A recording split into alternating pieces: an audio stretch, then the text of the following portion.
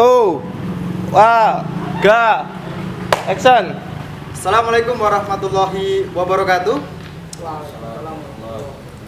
Halo guys, ketemu lagi dengan saya ya, Bagus Nur Alimu dari bidang kajian aksi dan strategi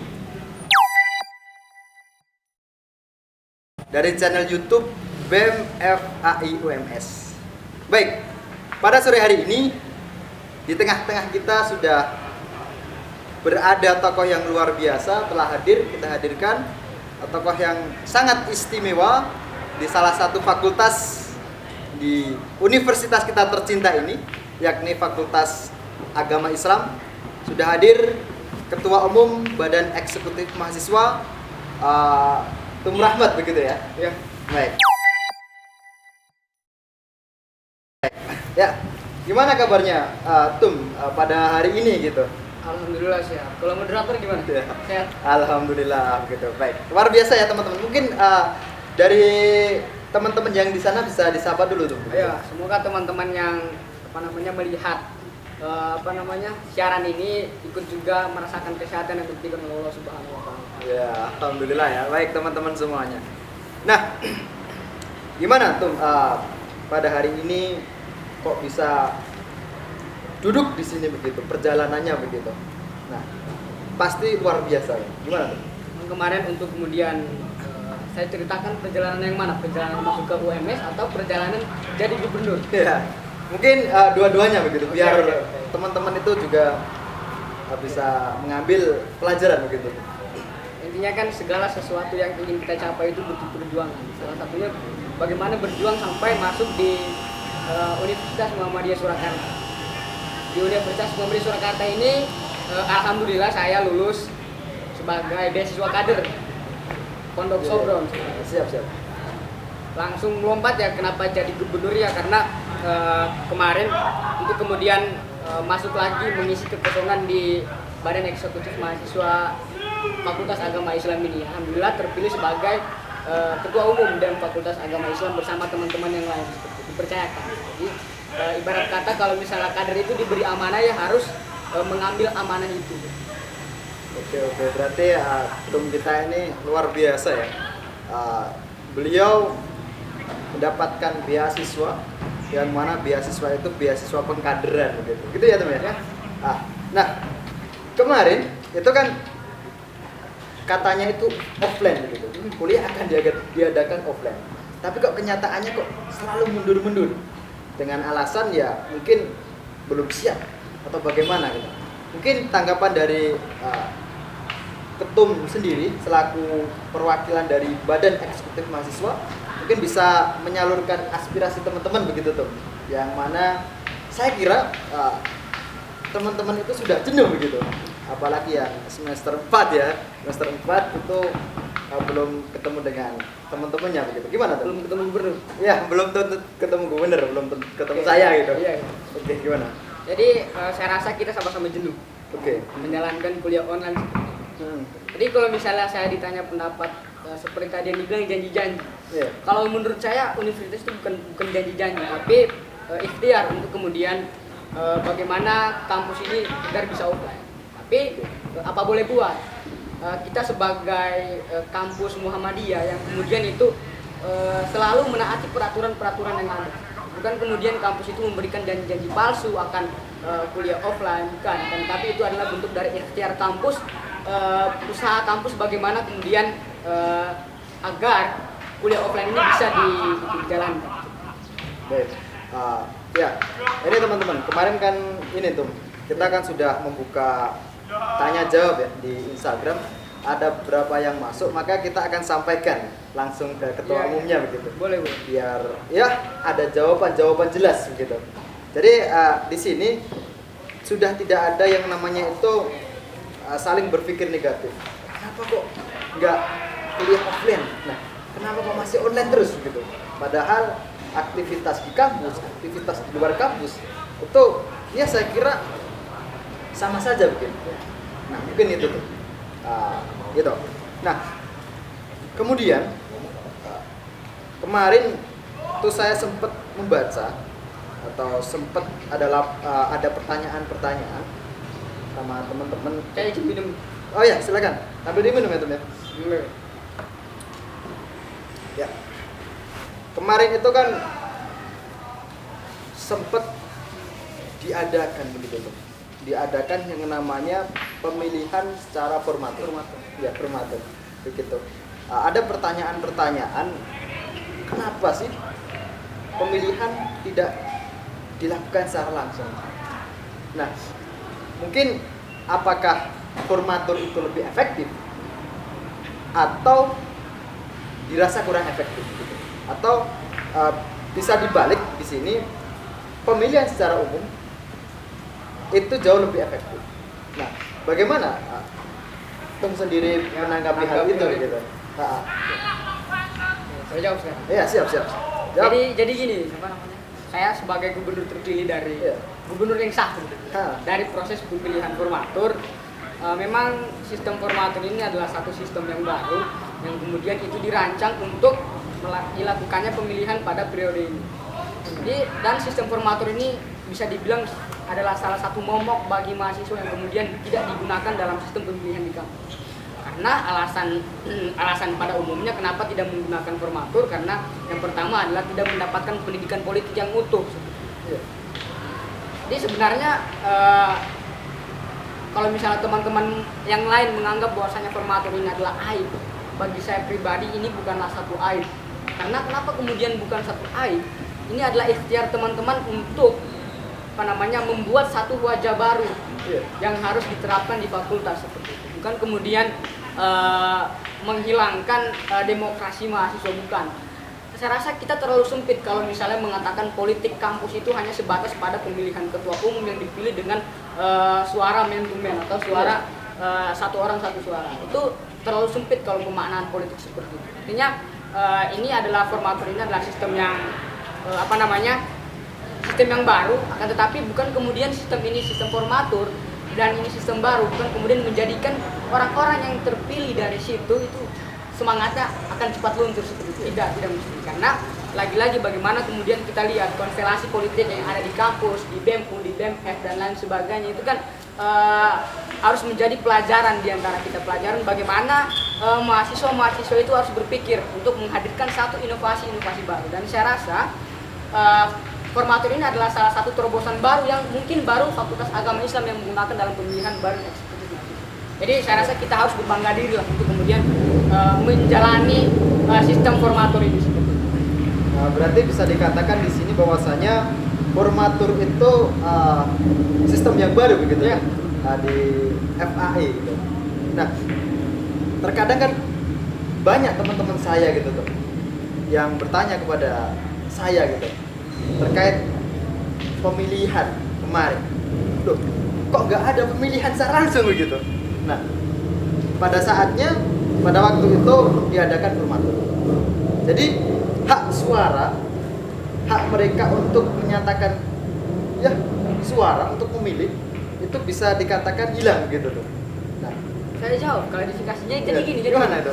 untuk pemilihan secara langsung sebenarnya ada kan kemarin di Konverna dibuka forum pendaftaran untuk kemudian orang-orang yang ikut formatur dibuka secara umum seperti itu. Jadi tidak ada pembatasan hak suara di situ. Kita tetap menyeluruh, akan tetapi yang pada kenyataannya itu yang daftar yang itu aja seperti itu. Dan alhamdulillah lumayan banyak partisipannya. Jadi dalam sistem formatur ini tidak ada kemudian pembatasan suara di mahasiswa itu sendiri. Semua punya hak untuk memilih, semua punya hak untuk menentukan calon yang siapa yang ingin dipilih seperti itu dari daftar nama calon formatur. Jadi tidak ada pembatasan suara pada itu. Oh yes, baik. Tadi sampaikan konfirma gitu. Ya. Apa itu konfirma itu? Nah, konfirma itu musyawarah di tingkat fakultas, musyawarah tertinggi, konferensi mahasiswa. Yang itu di dalamnya ada LPGN BEM, LPT DPM, evaluasi ADART dan lain sebagainya, itu dilakukan di konfirma sendiri. Oke, berarti di situ semuanya ada di situ begitu tuh. Ya, sebelum diadakan yang namanya tuh formatur begitu. Ya. Nah, kemudian ini tuh kemarin kan juga di Instagram dan juga kabar-kabar begitu yang tersiar gitu. Tum sendiri mengambil nama kabinet itu namanya itu Baramuda gitu. Baramuda. Apa itu Baramuda itu? Oke, sebelumnya saya ingin menjelaskan ada kemarin bukan hanya Baramuda sebenarnya. Ada Oh. usulan-usulan lain dari teman-teman pengurus yang pertama ada kabinet Ikro, kabinet Baramuda. Nah, karena melihat dari segi filosofis yang kemudian itu mungkin ketika kemudian kita terapkan nama Baramuda itu akan menjadi semangat baru untuk teman-teman Badan Eksekutif Mahasiswa Fakultas Agama Islam. Jadi kenapa dipilih nama Baramuda? Yang pertama berasal dari bara dan muda. Bara itu kan bara yang begitu panas seperti itu. Jadi bara dan muda kan generasi muda. Artinya generasi-generasi penerus di Badan Eksekutif Mahasiswa ini diusahakan dan diharapkan semangat itu terus membara seperti itu, terus membara dan terus berjiwa muda seperti itu, agar kemudian menghasilkan terobosan-terobosan baru yang itu demi mewujudkan BEM FAI lebih progresif. Oke, berarti luar biasa ya teman-teman semuanya. Bara muda itu sesuatu yang bara itu berapi-api, dan muda itu ya esensinya itu punya semangat yang tinggi begitu.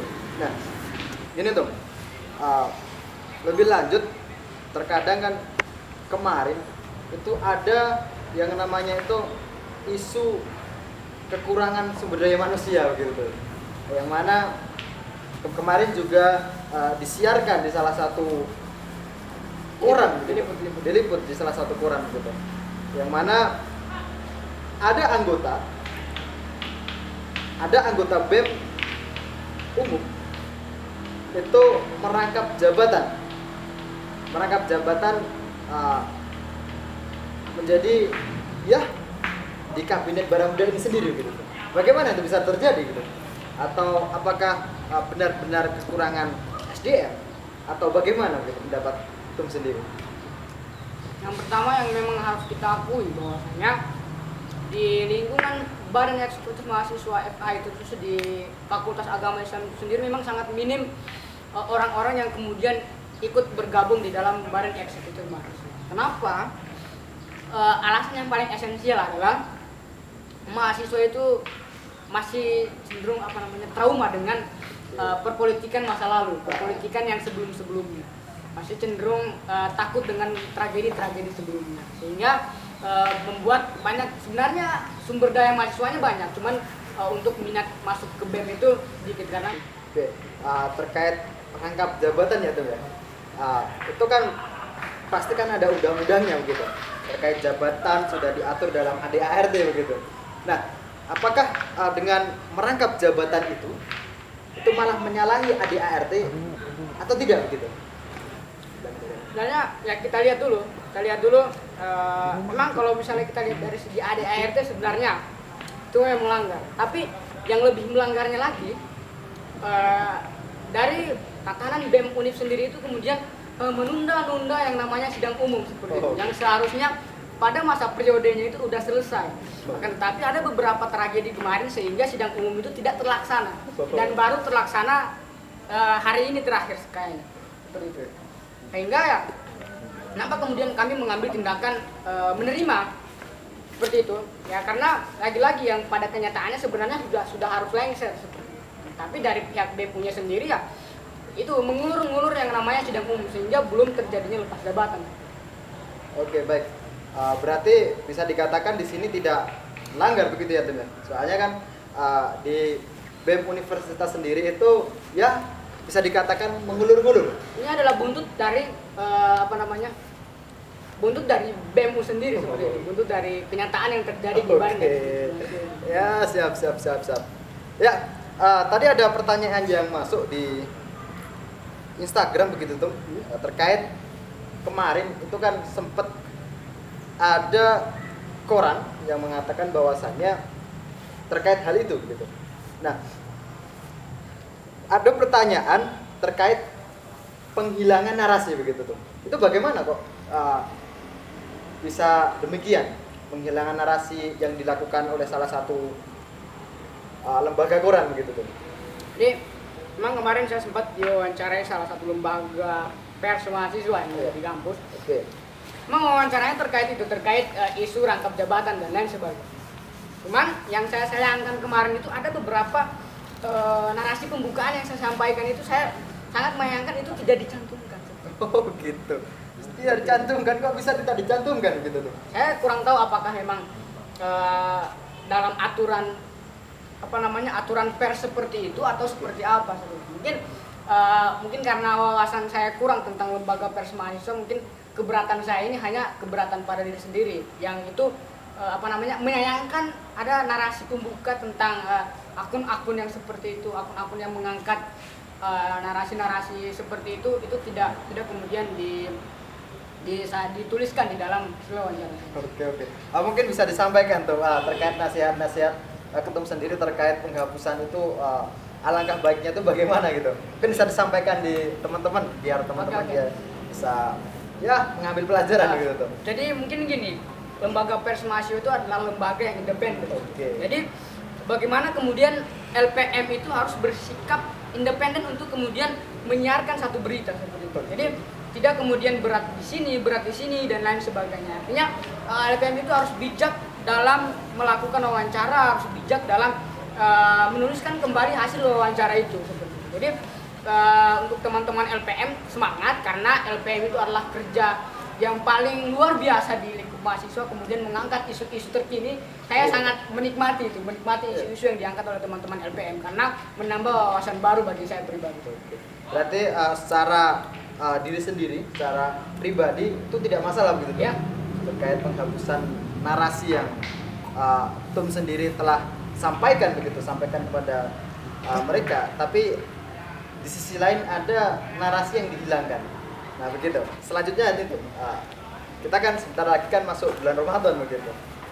Dan juga dengar-dengar itu ada yang namanya itu suatu agenda yang luar biasa. Kemarin kayaknya salah satu bidang di kabinet ketum sendiri begitu. Ya, ini terkait safari, dai safari begitu. Ya, terkait dai safari. Nah, tuh mungkin ada yang disampaikan begitu terkait dai safari itu seperti apa gitu. Ini adalah mungkin salah satu program yang itu digagas oleh teman-teman Daksosma, dakwah sosial masyarakat. Artinya bagaimana kemudian teman-teman Daksosma ini menumbuhkan jiwa-jiwa sosial melalui dakwah seperti itu. Apalagi kita bentar lagi akan masuk momentum Ramadan. Jadi kita memanfaatkan momentum itu untuk kemudian memperbanyak pahala, memperbanyak pengalaman khususnya untuk kemudian turun di masyarakat langsung menyampaikan apa-apa yang sudah kita dapatkan. Jadi safari dakwah ini, safari Ramadan ini dibuka untuk mahasiswa umum yang mendaftar, yang kemudian nanti akan ditempatkan di masjid untuk berdakwah, mengelola taman pengajian Al-Quran, berdiskusi bersama masyarakat, menyampaikan kultum, menjadi imam dan lain sebagainya. Itu semua tujuannya untuk mengasah kemampuan mahasiswa seperti itu. Artinya mahasiswa itu tidak hanya sebatas kuliah, nyatet bahan kuliah, akan tetapi ada output dari kuliah itu sendiri, ada hasil dari kuliah itu sendiri. Ya, mungkin itu dari teman-teman perbincangan kita sore hari ini. Sekian, terima kasih dan sampai jumpa dengan saya di channel selanjutnya. Sekian, terima kasih. Assalamualaikum warahmatullahi wabarakatuh. Bye.